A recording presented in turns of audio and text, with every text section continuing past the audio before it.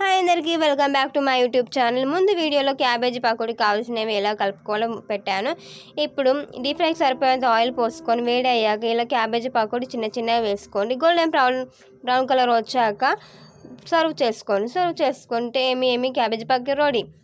And చిన్నపిల్లలు ఎవరైనా cabbage తినకపోతే ఇలా ట్రై చేయండి. డెఫినెట్గా చాలా బాగా టేస్టీగా వస్తుంది, వాళ్ళు కూడా తింటారు. మీరు కూడా డెఫినెట్గా ట్రై చేయండి. For more video subscribe my channel.